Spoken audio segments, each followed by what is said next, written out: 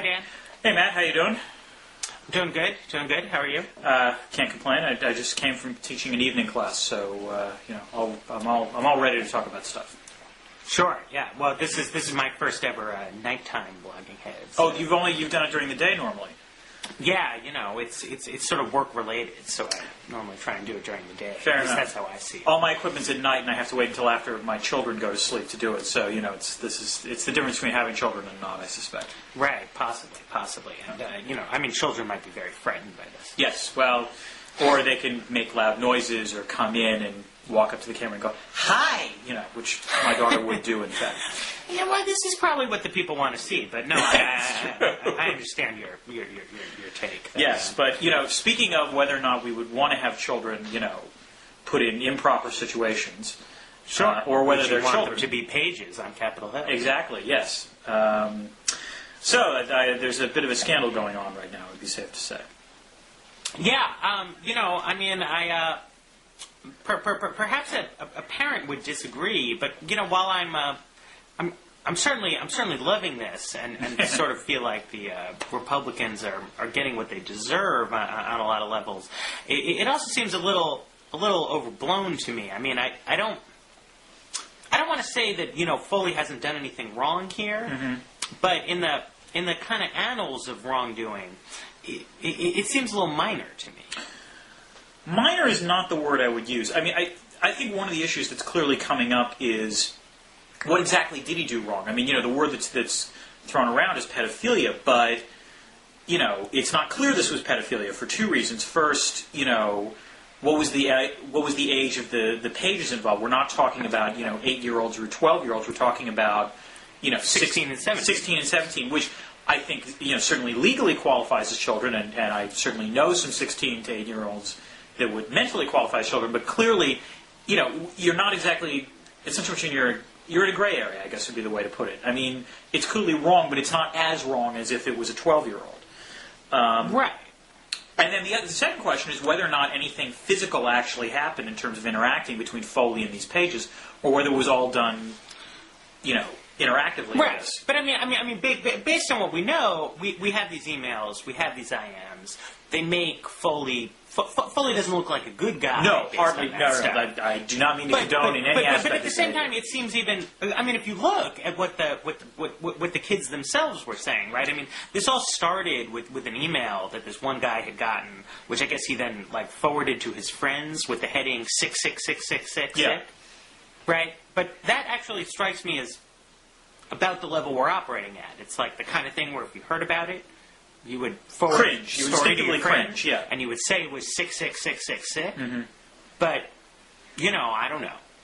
Well, I mean, this I think there's a couple of issues at play here. The first is, I think regardless of whether or not you're talking about pedophilia, at the minimum what this constitutes is someone in a position of authority potentially using that position of authority to gain access to these kids in a way that they otherwise wouldn't.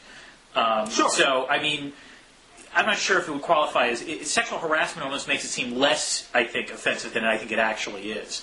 But one of the interesting things, which I think you're right, is that some of the emails, it's not like the kid, the kids seem to be reciprocating in some sense. Right. I mean, in some of these cases they do. And, I mean, even in the cases when they didn't, though... I mean, I don't know. I haven't gotten the sense from any of the things that I've seen or read that any of these people felt threatened by Foley. Felt threatened by Foley? I mean, obviously, more could come out about this. I mean, but I think at the end of the day, I mean, you can't really understand the public response to this outside of the context of the fact that Foley is gay. And I think that is a lot of what people are reacting to here, and that there's a certain kind of homophobia in it. I mean, if I were to tell you that some of the older male congressmen have been known to leer at some of the younger women in their employ, I don't think anyone would find that shocking, right? Well, no, again, it depends. We're talking about gray area. I mean, if you're telling me a 54-year-old congressman is leering at a 24-year-old legislative aide, no, that's, let's face it, that's par for the course in Washington. Anyone who's been down there knows that. On the other hand, I actually disagree with your. I think I disagree with your point that this is in part about latent homophobia. I would argue that if these pages were all girls instead of boys, it would be just as lurid because it's not the fact that it's gay; it's the fact that it's about sex. Mm-hmm. And so, in some ways, if this was emailing between Foley and female pages, you'd have just the same amount of attention because it's just as titillating. Right. Well, I mean, I think you'd have just the same amount of attention, but still I think there would be a different tone to it. That it would be getting attention more in the spirit of a fun sex scandal than a genuine threat to the nation. I mean, I feel like do you really think people are of the subtext here is sort of the idea. Well, I mean, it just comes from the fact that the Republican Party obviously has traded on a lot of anti-gay impulses, and that is a part of their own political constituency. So it's put them certainly in this extremely awkward situation. No, constituent elements of the well, it's also put Democrats in an awkward situation. However, to some extent, but you can. I mean. I didn't actually know this, but it turns out that in the early '80s there was a liberal Democratic congressman from Massachusetts, right, who was involved in something similar. But he had a constituency, obviously, in his own district and his own base that wasn't incredibly upset about this, and so he was able to just kind of whistle on through. Also, I mean. Again, my memory of the Studs, what happened with Studs was a little different. I mean, if I remember correctly, what Foley does seems to be, I think part of the reason this is more scandalous is that we're not just talking about one page here. It was clear that Foley was sort of, acting in a non-monogamous way, to put it, that he was basically going after all the pages he could get his hands on, or he could email. I'm not sure the Studs case was similar. If I remember correctly, Studs was in a relationship with with one guy. And so, again, I'm not sure that this is a case of it being homophobia as much as it's about, it's about sex, and in this case, it's about Foley, clearly just going after as many as he possibly can. It's undisciplined. It's non-monogamous, and so I think. There are different ways in which you can cut at this. I don't think I agree with you that the homophobia could be one angle that's going on. My suspicion, though, is that if you would replace the gender of the pages that we're talking about, this would still be as big of an issue. Because let's face it, another sort of unspoken message that's going on here is this is a scandal that is intelligible in a way that Jack Abramoff is not, or that the Medicare health bill was not. No, I mean that's true. That makes so. I mean, again, the fact that it's the fact that it's a gay issue as opposed to it would be heterosexual. Right. That seems less important to me than the fact that this is about sex and just sex and simple to understand. Unlike, say, North Korea. Unlike say North Korea. Which is, well, in some ways North Korea is kind of as simple to understand. At least their behavior is quite blatant.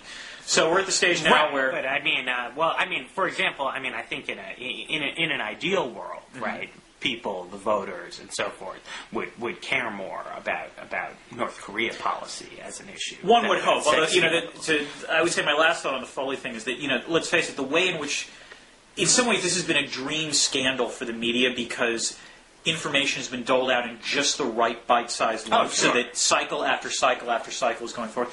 And the thing that I find most interesting is the fact that one of the things that's propelling the story is the fact that the House Republican leadership can't get their stories straight. And so there's a lot of backbiting going on. So the story becomes that way about the management of the House more than, about the sex. This is true, but you see my valiant efforts to segue. Yes, I did see your valiant efforts. So let us, in fact, talk about North Korea now. Right. They said that they're going to do their nuclear test, or by the end of the calendar year. Right.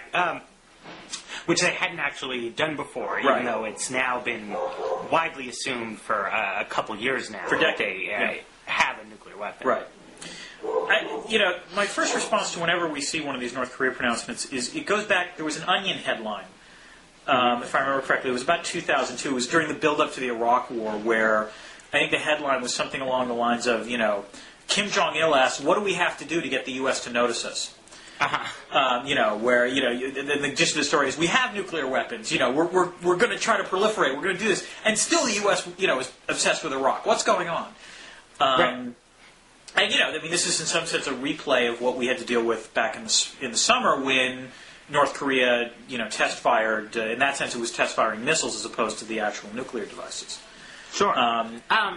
But I mean, insofar as they're doing this, behaving as you say in a way that sort of suggests they're trying to get, grab our attention. Oh yeah, right? And I think that's and what get this is themselves put on the agenda. About. I mean, that to me seems to suggest that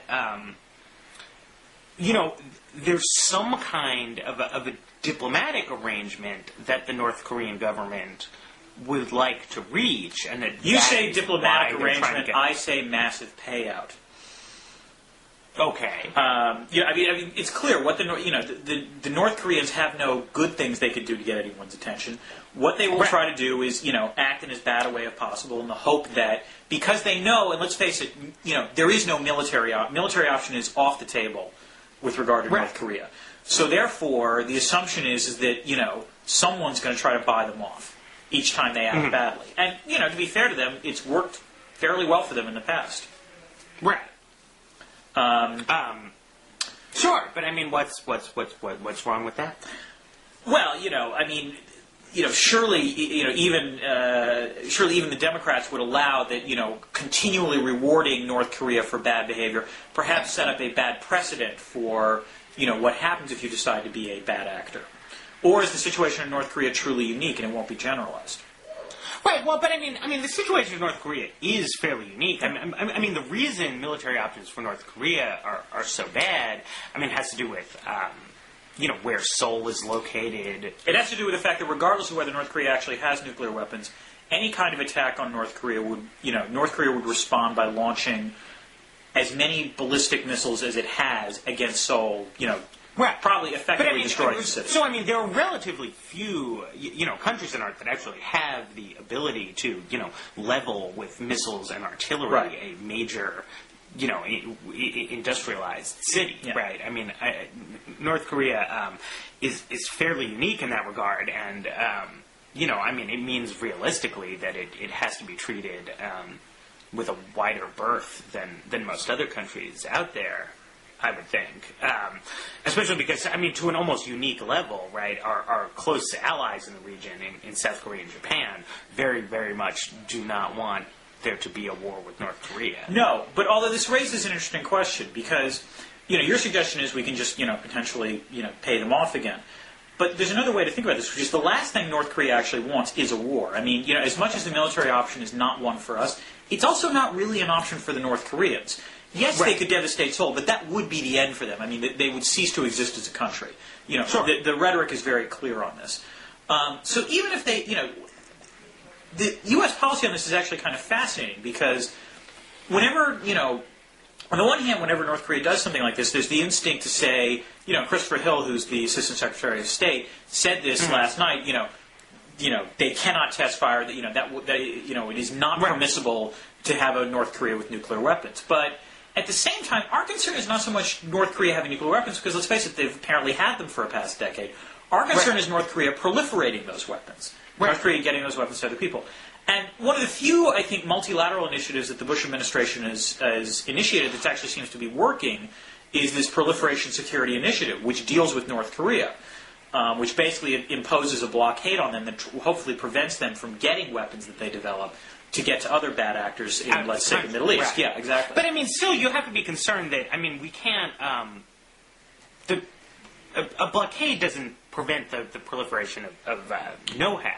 No, it does not. That's a good point. And also, you don't know how good the blockade is, unfortunately. Right. Right. If the blockade doesn't work, you're not going to know about it. Right. But also just that, it seems to me that, obviously there are a lot of technical challenges involved in the construction of nuclear weapons. Right. As we're seeing, it's difficult for the Iranians to go from having a nuclear program to actually having a nuclear bomb. Yeah. And we should also remember that the North Koreans have screwed up. They've it's not clear they've mastered all their technologies. The test firings that took place in July were, sort of a step backward for them. Yes, right. No, I mean exactly. But I mean that kind of proliferation, you still need to worry about. Yeah. And insofar as what the North Koreans are after at the end of the day is money, it seems to me that it's better that money come from the West in exchange for them not proliferating than that the money come from further bad actors, right, as payment for nuclear devices. Yes, that's possible. Right.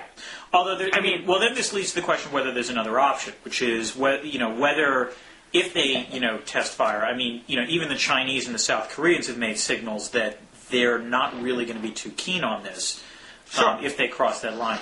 Whether or not sanctions imposed by those two countries would actually cripple the regime to the point where it would topple and fall over.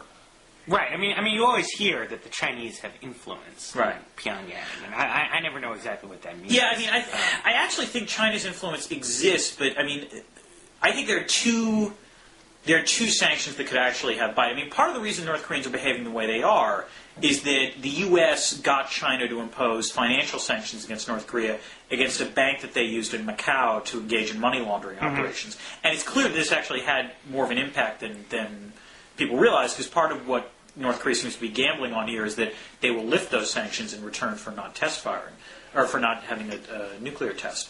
Right. I think there are two sanctions that might actually work. In terms of economics, it's the South Koreans, actually, I think, at this point, more than the Chinese. Because the Sunshine Policy that was pursued first by Kim Dae-jung and then now by his successor, oh God, I'm blanking on the name. It's not Roe. I couldn't tell you. It's Mo. I want to say Mo, which is... Well, we'll call him the president. Yes, we'll call him the South Korean president. That's really embarrassing. It has resulted in a fair amount of Korean foreign direct investment going into North Korea. If that was to come to a halt, that would be serious. The second and actually more serious policy that could be implemented, and this I think is something the Chinese could do, is not so much impose sanctions, but let North Koreans escape into China. That would actually, I think, be the kiss of death for this. Just sort of open the border. Yeah, open the border. The problem with that, as a policy, is that it involves real costs. Oh no! The problem with this, in some sense, you're right, Matt, in that money's going to have to be spent. The question is, what is it going to be spent on? Are we going to try to buy off the current North Korean regime, or are there going to be efforts to actually topple this Korean, regime peacefully? Let me be clear, peacefully. Sure. But in the process, engage in even more spending to try to reconstruct, a country that's just going to be devastated whenever it actually does collapse. It raises some questions about what's the best way to deal with these kinds of rogue states or nuclear proliferation more generally. Right. Yes. It does. I read a thing recently that Michael O'Hanlon wrote about the potential collapse of nuclear weapon states, North Korea and Pakistan. The cases he talked about, and a slightly odd thing I thought he said in there was that. Dealing with North Korea, if it fell apart, it would be extremely burdensome. But, the good news is that the South Koreans will, be able to shoulder most of that. Clearly South Korea is a fairly wealthy country that I suppose, could maybe they don't shoulder want to. that burden if they had to, but are certainly not going to be, eager to volunteer for the mission of doing it single-handedly. And it's clear, especially if the United States, wants to more actively engage in trying to undermine the regime there. Well, I think the South Koreans, I think, have mixed feelings on this. Clearly, one clear component of the Sunshine Policy that's been pursued there is to try to prevent the North Korean regime from collapsing, precisely because they can't afford to rebuild it. But I think this is where I do think the South Koreans are naive. The idea that the North Korean regime will slowly metamorphosize from the, sort of bizarre sort of version of Stalinism that it has now to, let's say, Hungary's goulash communism, to eventually some sort of perestroika taking over and it willingly joining South Korea. No, I agree. It doesn't make real That doesn't make real sense. But, this is a genuine belief, I think, in South Korea of how this process can go forward. Right, but I think it's it strikes me as one of those genuine beliefs that people adopt because they feel like they don't have any choice. Yes. That the idea of North Korea as it exists just collapsing, and South Korea being, because it's committed ideologically to the idea that they would then have to unify the country and somehow take care of North Korea. Mm-hmm. But they look at what happened to Germany. No, and this scares the crap out of them. And North Korea is much bigger in terms of relative population than East Germany was, and much poorer. Yeah. And, it's a nightmare that no South Korean politician would ever want to need to, actually cope with in practice. And, maybe something where the United States and other countries around the world needs to try and help work something out, some kind of reassurance, some offers so that the South Koreans feel that they can move off of this, pretty bizarre hope that North Korea will peacefully evolve. Yes, except this then leads to some other sensibilities, because the problem is that if you make it easier for South Korea to reunify with North Korea, certain countries will not like that, among them China and Japan. Because suddenly it introduces a unified Korean peninsula as, suddenly a much larger power. Furthermore, there are some people who argue that the reason the South Koreans are soft-pedaling the nuclear weapons issue in part is because they're anticipating eventual reunification, in which case they're going to want nuclear weapons. A unified Korea has got every incentive to have nuclear weapons, given the potentially, fractious relationship it would have with China. Mm-hmm. But you missed my attempt. Well, I never thought of that. Well, but it makes sense. This is what happens when you actually, go for the long, go for the career in international relations. You get to spin off these. I got you. Yes. Okay, well, perhaps time for. Yes, you missed my previous attempt to try to segue here into larger questions of how you deal with, challenges to the U.S. interests. Right. Right. Yes. Recently. The Princeton Project on National Security, which was a fairly ambitious effort to get a whole bunch of, smart people together and...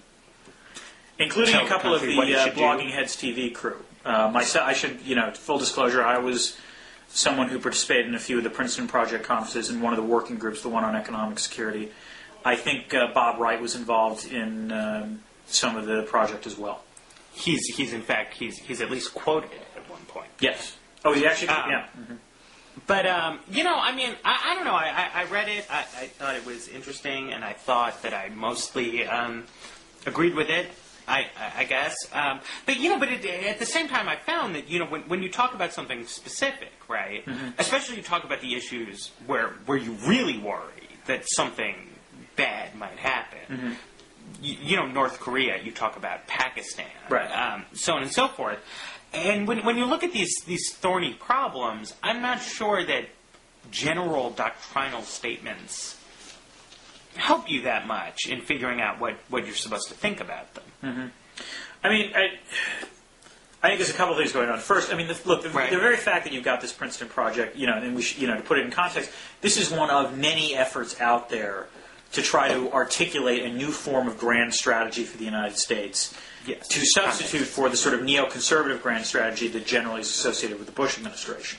Mm-hmm. One of the others, which, hold on, I'm going to hold up the book to the camera, is Ethical Realism, which is a book by Anatol Lieven and John Hulsman that advocates a grand strategy very different, actually, from the one that the Princeton Project puts forward. You're actually quoted in here, by the way, in case you didn't know.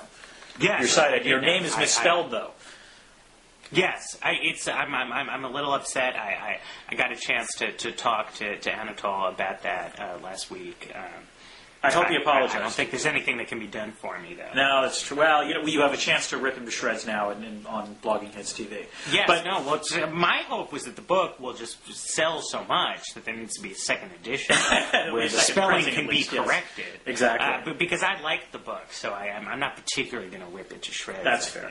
Well, but anyway, so to get back, so there's a whole variety of these strategies out there. But you're right. What's interesting is that when you try to apply them to actually the world's trouble spots, suddenly these strategies don't seem to work terribly well. So, for example, the Princeton Project, the subtitle of this, or the title of the final document is Forging a World of Liberty under Law, which It's a good idea. What? It would be a nice idea. Yeah, it's a nice idea. And I let me preface this by saying I have the greatest respect for John Eikenberry and Anne-Marie Slaughter, who are, were the co-leaders of this project and senior members in my field. But I think titling it Forging a World of Liberty Under Law, they lost half the audience. Because the last thing that a lot of people who care about grand strategy are going to care about is the moment they saw the word law, they immediately were going to just sort of eject it as unrealistic. And in fact, dealing with countries like North Korea and Pakistan, the whole idea, which they talk about of sort of promoting democratization, promoting, reforms, doesn't seem to work terribly well. Because the fact is these countries have nuclear weapons and their regimes, if not completely stable, don't necessarily seem like they're going to be potentially around for quite some time. Right. And it's not... Well, I draw a bit of a distinction here, I guess, which is that, what they lay out there in the Prince Project, the world of liberty under law, it has a lot to do with institution building and so on and so forth. And I mean, to me, it's a very appealing vision of a sort of, end state. Sure. What is the goal of our grand strategy here?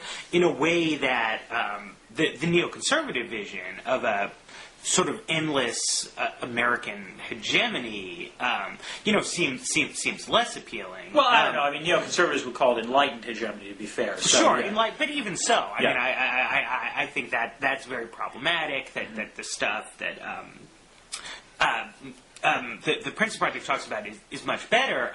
But I mean, the problem that comes with such a sort of ambitious, kind of final resting point for how you would like the world to be is that, a sketch of what your ideal state is going to look like just doesn't tell you very much about what to do tomorrow. Well, in some ways, it's like, hearing the Bush administration talk about Iraq, right? I mean, we know what they want Iraq to be or what they want Iran to be. It's just not completely clear at all how they're going to get to that state. But I mean, even if you could say in a convincing way, here is a plan for how, over the next 15 to 20 years, we are going to construct a world of liberty under law, right? I mean, even if you want to grant to them the feasibility of doing this, and that they have a reasonable, a path to it, it still doesn't change the fact that the world of liberty under law, that the effective international institutions are not going to exist next week. Right. Or next month, but that North Korea might conduct a nuclear test by the end of the calendar year. Right. And, something has to be done. Right. And or not. And so as a result, the decision needs to be made before the liberal global order is going to be able to be constructed under even the most optimistic estimate. Right. Well, this would certainly, I would probably argue this is one of the advantages that, let's say, the Ethical Realism book has over the Princeton Project book, which is, I think, the ethical realism has both what the end state is supposed to be, but it actually focuses much more on the path to get there and what the sort of policy should be given the current status quo. The Princeton Project effort. I mean, I have a number of thoughts. First, and you have to realize this, or I'm sure you're aware of this, but I mean, it's a general problem, which is anyone who starts thinking about U.S. grand strategy is trying to come up with a way to top George Kennan.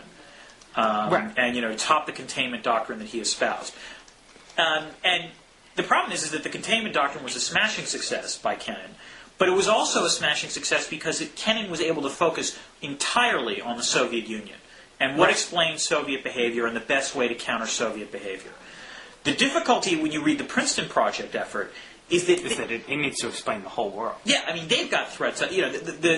What they talk about is, on the one hand, there's terrorism. On the other hand, there's the rise of China. On the other hand, there's the possibility of pandemics. There were like 5 or 6 potential emerging, issues that were coming, and it was difficult to, sort of find a sense of focus there.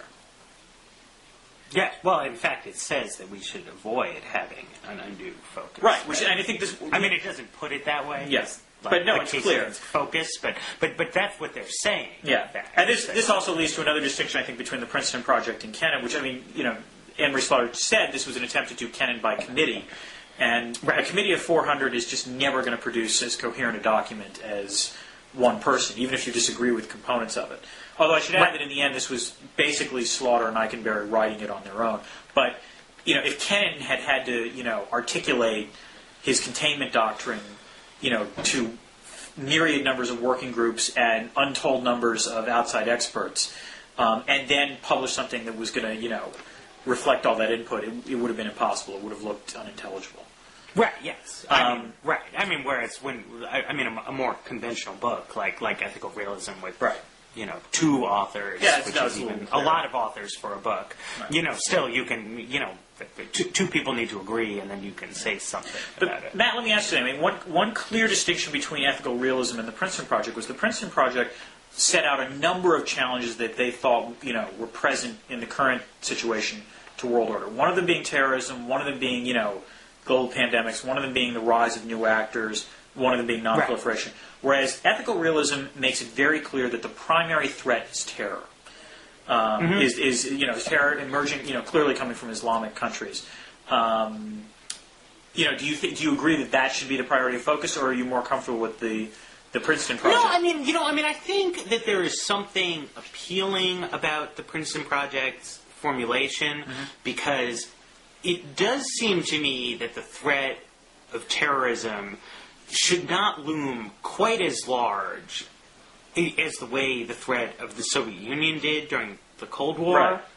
Right. And this is what people like John Mueller argue. Yeah. What?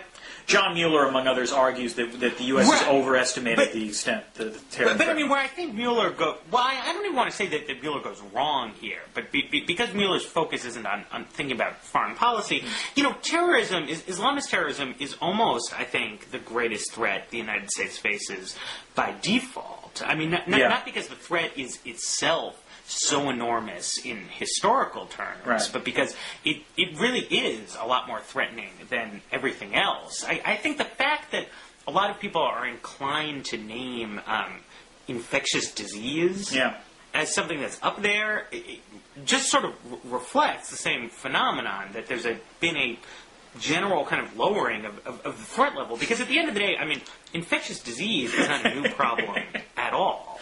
No, even remotely. It's actually funny. I was, this is one of the Princeton Project meetings where this came up. A lot of traditional security people protested.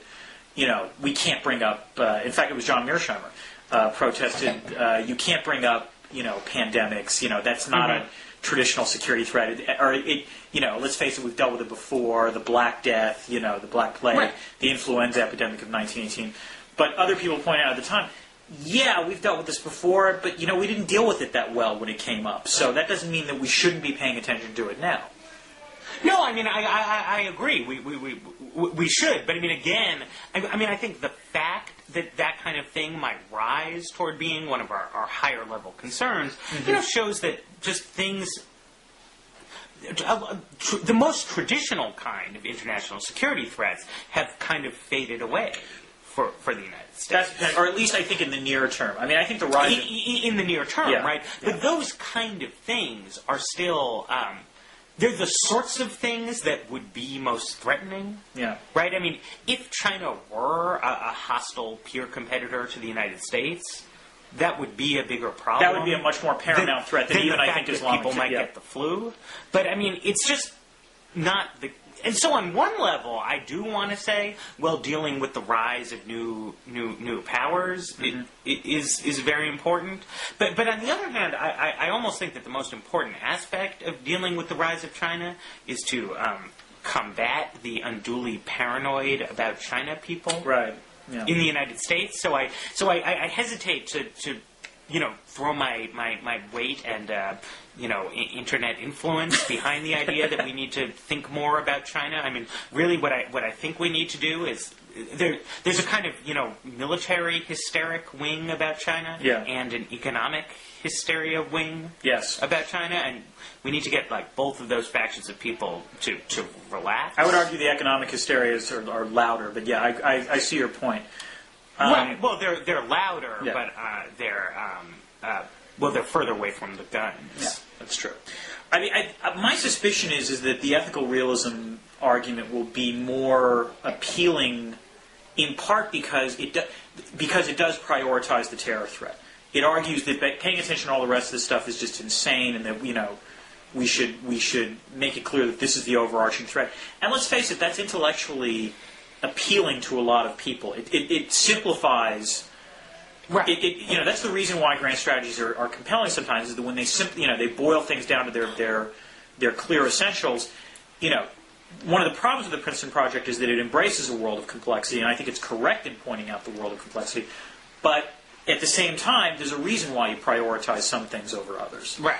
I mean, the strategy gets a little less grand. Yeah. It winds up saying you need to pay attention to a bunch of different things. Right. I was a little. I mean, I'm about partway through the ethical realism book. My suspicion is that it's an interesting approach. I think they're a little too. They keep trying to say that we want to be ethical, but I think it's a little more realist than it is ethical. Was my take on it so far. Well, I mean, it gets more ethical again at the end. I do think there's a problem there with their book, which is that it is extremely difficult for me to say, having read it, having agreed with a great deal of what I read there, right. But I don't think I could lay out for you what the theory of ethical realism is, and then explain to you why it is that their specific policy conclusions flow from the theory of ethical realism. I see, yeah. I mean, the ethical component, they sort of use two meanings for it. I mean, one is simply to try and recapture a little bit of the moral high ground, and to point out that which is something that realists have had a difficult time in the past dealing with, right, because they're always accused of being amoral. They just want to point out that, well, look, I mean, they said we shouldn't invade Iraq. Some people, under the name of high ideals, said, well, we should invade Iraq, but actually. Their argument would be invading Iraq has led to mass death, chaos, blah, blah, blah, blah, blah, blah, and there's actually nothing especially idealistic about launching, incredibly destructive wars under bad circumstances. So, I mean, that's, a fair point, but also just a kind of, a rhetorical gimmick. Then the other thing is that at the end, there's a lot of stuff about foreign aid and, the need to promote economic development and so on and so forth, which certainly isn't part of the traditional realist. No, that does sound interesting. That's newer. It was actually that does sound like it's different from traditional standard realism. Right, but I mean, another way of putting that, well, it just makes it more really traditional,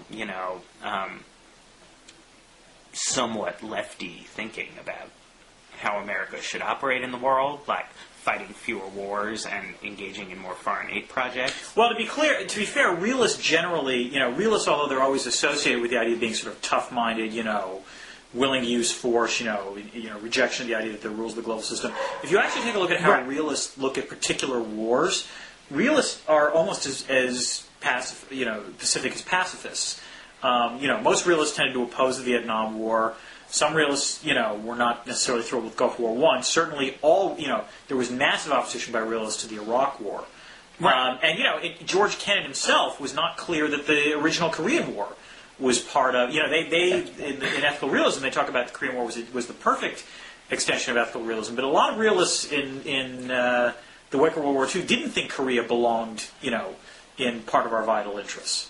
Because at the time, Korea was considered an agricultural backwater. Right.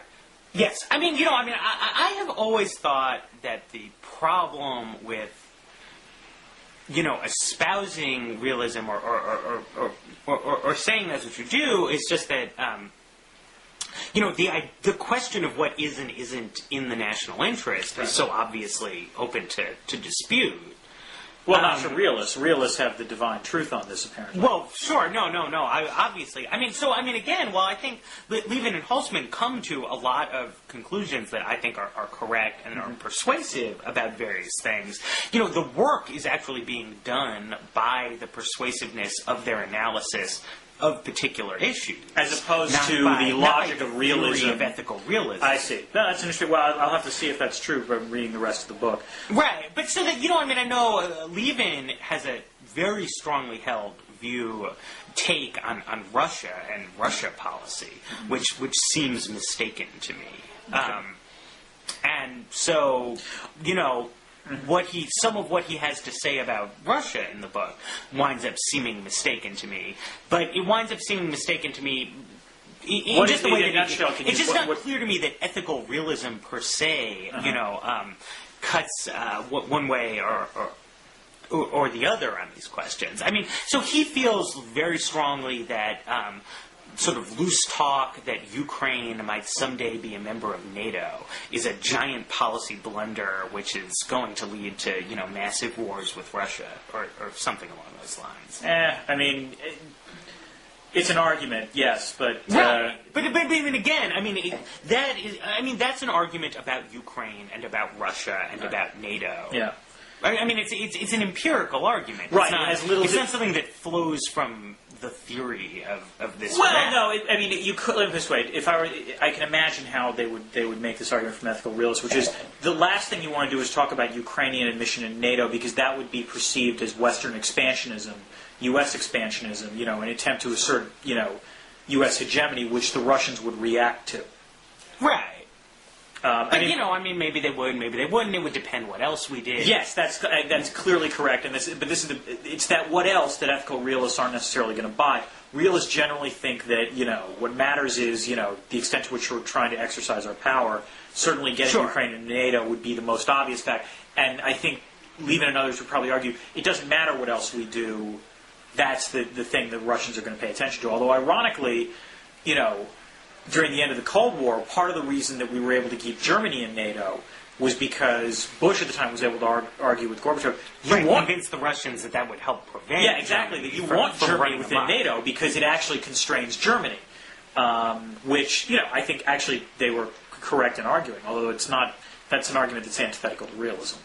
Right. But okay. Well, I think we've spent a lot of time on this. Yes, I think we have. I think we should should move on. To move on to serious topics like the fall TV season. Television. Yes. And it's great. We had the season premiere of Veronica Mars. Yes, I did not realize until this week that you were also a Veronica Mars fan. Earlier this week. No, I am. I've seen it's very popular in the blogosphere, it would appear. I recommended it. Atrios recommended it. You've recommended it. Yeah. Unfortunately, I read today that its ratings are still terrible. And so it's fairly likely that the show will be canceled. Well, so you, the Blogging Heads viewer, should watch. I encourage all Blogging Heads viewers to watch, and that will naturally give the ratings a huge boost. Unfortunately, this is going to have to combat the kiss of death for television shows, which is that my wife loves it. And the last show she got really hooked on was Arrested Development.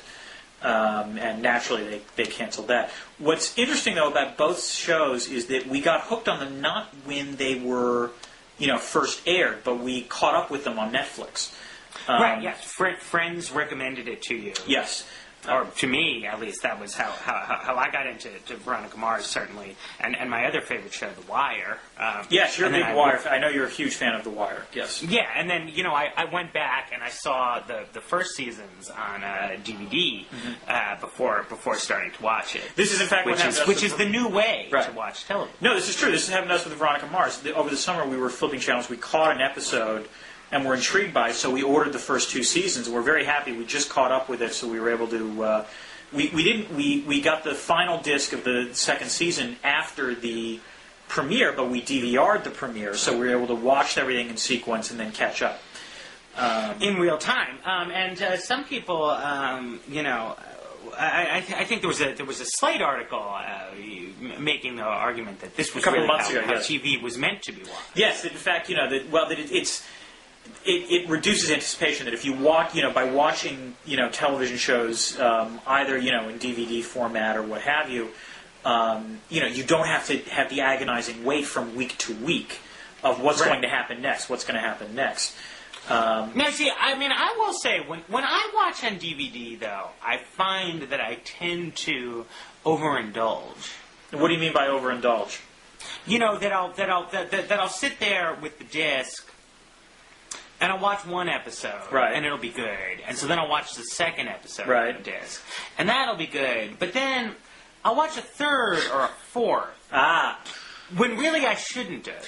When really I've now actually started to feel bad about the number of hours in a row. You had too much chocolate sitting on the cake, couch, yes. or maybe just I should go to bed or something like that.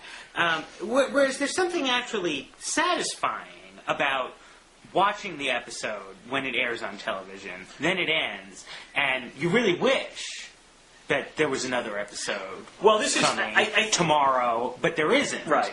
And so you're always left wanting more, and you stay enthusiastic. Well, this also depends on how you enjoy television. I mean, I think the Slate piece pointed this out as well, which is one of the things you lose by watching it on DVD, or in accumulated episodes, is that you can't talk to others about it. You can only talk to whoever's watching it with you. Whereas if you watch a television show live, and if it's a water cooler show as it is, then, the next day or even that night you can go and see, you can talk to other people and, imagine what they must be thinking about, and so on and so forth. At the same time, I think, one of the things I wonder is whether or not the multiple means in which you can now watch television makes it difficult to measure ratings, or to think about ratings as the right way to measure whether a show is popular or not. For example, this year, I've caught more premieres than I normally would have, in part because NBC, at least among others, has whole shows that they've just aired also available online. So, for example, last night, I caught the premiere of a show that I would highly recommend, which is Friday Night Lights. Did you see this by any chance? No, I didn't, but perhaps I will check it out. I would highly recommend it. Because I sort of meant to watch it. Yeah. But then I was, doing something with real people. Well, now you have the opportunity to watch it because you can watch it online, and it's much quicker because you get minimal commercial.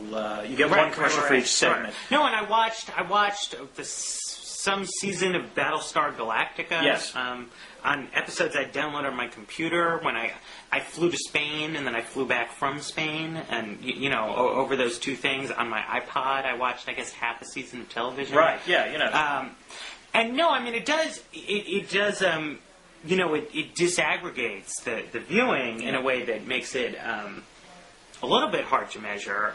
Although I assume that the TV networks, they know how much money they're making at the end of the day. Yes, from the DVD sales. But I would say this is the interesting question, which is whether or not there's actually whether the economics of television will change enough to the point where having a cult show, even if the ratings themselves are minimal, will be worth it if you have enough, if you have enough of a series so that you can then market it on DVD or so forth. Or it might be the case now that shows that even only have one season you can sell the DVDs. And we'll do just. Although I do think there's a flaw with a certain kind of culture. One thing I there's a what? Say that again? We had a bunch of friends over to watch the Veronica Mars premiere on earlier this week, right. And over the summer, lots and lots of my friends had been catching up on the show by DVDs because a couple of us were real Veronica Mars enthusiasts. Right. But the way that happened was that the real enthusiasts had gone and bought the DVDs, and then being such Veronica Mars evangelists were, not so much lending them out to people as forcing other people to borrow them. And watch them. But it's coercive inducement. But that's what happens, right? When you really love something. Yeah. Oh, right? no. Yeah. You want to distribute it to other people, but that's in a way that winds up undermining the financial model. No, this is true. For example, did you watch Firefly when it came out, when it was on there? No, I highly recommend that show. Borrowed the DVDs years later from a friend. But we didn't watch Firefly, but Tyler Cowen actually, the blogger, sent us the DVD, and we got hooked. And so we were like one of the ones that got to see Serenity for free because I was a blogger, so that was awesome. But yes, we tried to force as many people as possible to watch Firefly. Right. It's just the problem becomes. It's almost what you really want to be. Right, as a show, it's like a guilty pleasure that people really enjoy. That they'll buy the DVD, but will not admit to others that they bought the DVD. Right, exactly. Like the OC, right? Or the America's Next Top Model, perhaps. Right. So a lot of people might get that on DVD, but people aren't gonna go buy one DVD and then give it to all their friends. That's interesting. That's a possibility. And I think that may be the future. Well, there's another issue, though. It may be a grim one. There's another issue, though, and this is how all this intersects with, let's say, YouTube, for example. Because YouTube also allows, to the extent to which you can actually completely disaggregate TV watching. And I'll give you an example. Were you a 6 Feet Under fan? No. Okay, I was not either. But I was told by tons of people that the finale was supposed to be spectacular, that the finale had this great ending. where you see how everyone, and this is part of the shtick of 6 Feet Under, is you saw how all the primary characters die. Right. It turned out that within 2 minutes on YouTube, I was able to find the key 7-minute sequence that everyone was raving about. And I was able to watch it, and I thoroughly enjoyed it. But in some ways, it felt cheap because I did not get the same, I hadn't earned it in some way. That I had not watched the 3 seasons up to that point to get the emotional path. Instead, all I had to do was a little bit of Google searching, and I was able to get it. All right. And so, this raises longer-term questions about, how just how invested do you have to get to a TV show to actually get the good parts version? Will there be good parts versions of television shows? Right. Speaking of good parts. Speaking of good parts, yes. Or whether they're a good parts version of books, for example. Yes, like on Slate, where we were both able to read all about Bob Woodward's book without actually reading it. Yes. And Bob Woodward and his books are really, I think, consistently on the cutting edge of making it as convenient as possible to not actually read the book. In that there will be, here we had a front-page New York Times article telling us what the book said. Right, the Washington Post summary. The juiciest parts were excerpted by Bob Woodward in the Post. Slate did this good little, darts run-through. Right. Various random blogs and stuff have put things out. One of the Democratic Party organs just sent me an email today, which was 10 things we saw in Bob Woodward's book that make Republicans look bad. Yeah. Lots of stuff like that. I feel like I know. I read. You could be an expert on the Woodward book without having read the Woodward book. Yeah, I actually read a book over the past few days, and I could tell you. You actually read the Woodward book? No. A completely different book. Oh, okay. I'm sorry. Yeah. I was reading White Noise, trying to get some culture. But I could tell you much more about what Bob Woodward's book says than this book I actually read, because it's DeLillo. It's a little complicated. It would be fascinating. I didn't really know. Woodward's book, it's done. I understand. But this raises a fascinating question of whether you could actually do this kind of treatment to a Dom DeLillo book and whether it would work or not.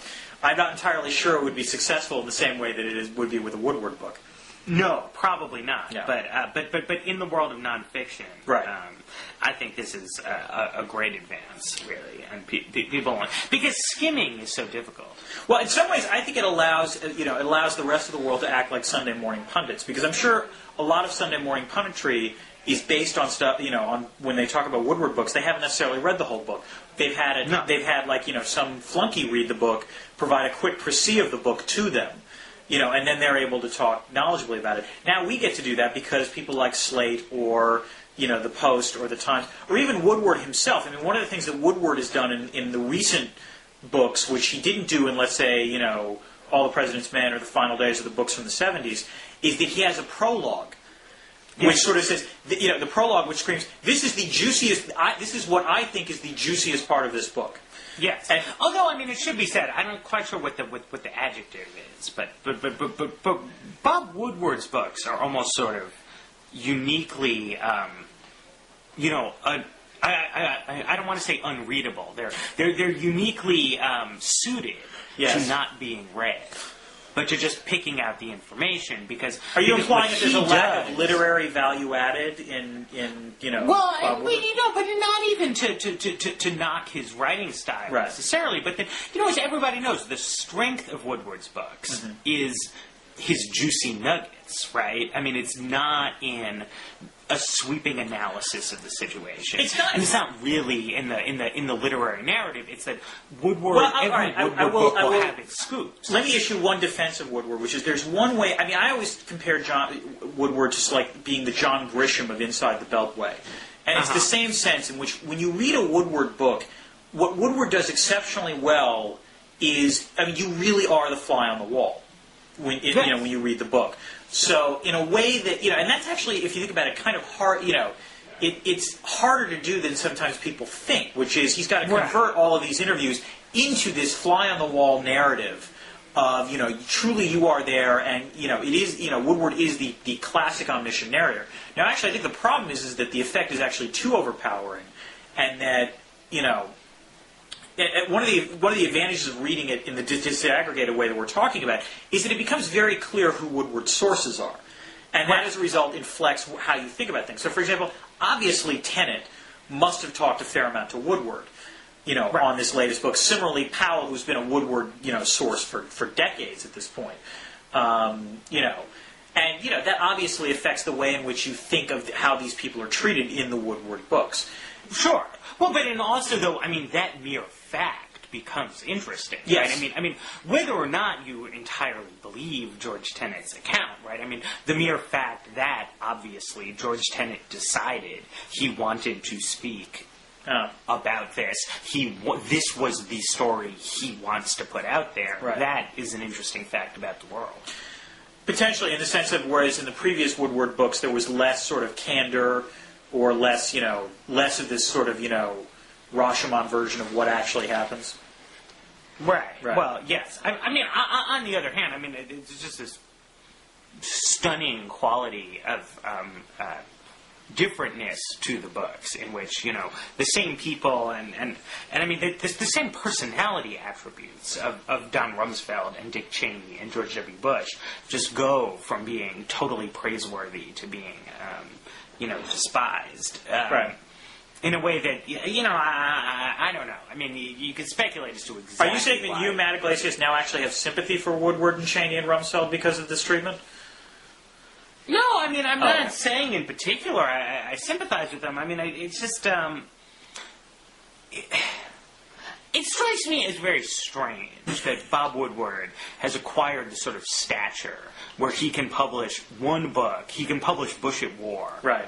And then he can publish this book, and he can do so without being expected to say or write anything. Or to recant, or to explain. Like, why did I change my mind about this? Right. Was I wrong about some of my earlier judgments? But this actually is... I'm hostile to Bush, so what I would like him to do is recount the...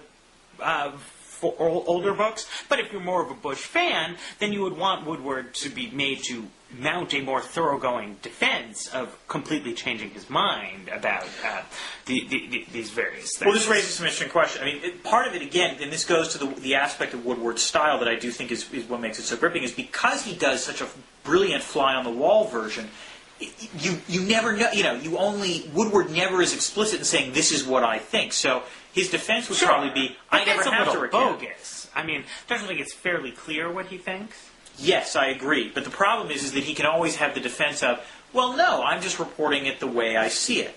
Sure. And in some ways, I actually think it's interesting that, today that Johnny Apple, the legendary New York Times reporter, passed away yesterday.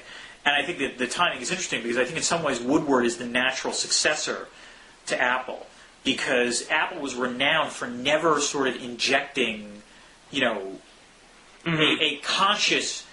sort of, this is what I think into the reporting. He always sort of thought he could just be, the reporter's reporter. I don't know if you read, this is based on, in part, Timothy Krause's treatment of Apple and Boys on the Bus. No, I don't know anything. Oh, it's very good. But it raises the question whether Woodward is now, he's become the dean. He's replaced Apple as sort of the legendary reporter who thinks of themselves as only a reporter. Even though he clearly has opinions, and even though they're clearly, in fact, shot through his books, what I wonder is whether Woodward consciously recognizes that that's what he's doing, or does he? I don't know. I have to feel like if he doesn't recognize that's what he's doing, he's got to be like a moron, and he probably isn't. So I don't know. It's not necessarily clear that he's a moron. And sort of pretense all around, where Woodward has this pretense of not having opinions, and where other important figures in journalism have this pretense of believing that Bob Woodward is a totally straight reporter, and that everyone in this, this kind of circuit that Woodward orbits in with Larry King and whomever else, it's like this thing where they're all standing around pretending they haven't changed their minds about things and they don't have opinions about issues. And honestly, from the perspective of a younger person far down the ranks of journalism from these august heights, it looks like bullshit. I'll be a little kinder as someone who's slightly older than you, and and certainly not closer to that level of journalism, but someone who actually was just teaching about the role of ideas in international relations, which is, the weird thing is that, you're right. On the one hand, it might seem like bullshit, but on the other hand, you keep repeating the mantra to yourself of, I am a reporter, I am the straight reporter, I am the straight reporter. You start to believe it. You identify with that. And so, to some extent, I have to think that Woodward, there's a part of Woodward that probably does, that recognizes what you're talking about. Mm-hmm. But I would actually argue there's also a part of Woodward, and even a part of all these other guys, that genuinely do think of Woodward as a straight reporter and think it's absurd to ask whether there are these questions of bias or, whether I'm putting opinion into what I'm writing. And that's why they can make these denials so, fervently, because in some part of them, they genuinely believe it. Well, there you have it. There you go. I guess we should wrap up here. We're at about an hour. Yes, I think we're about done. Well, this was okay. This was an excellent conversation. You're soft on Bob Woodward. I'm soft on lecherous congressman. And no one. I'm willing. You know what? I'll take that trade. That sounds fair to me.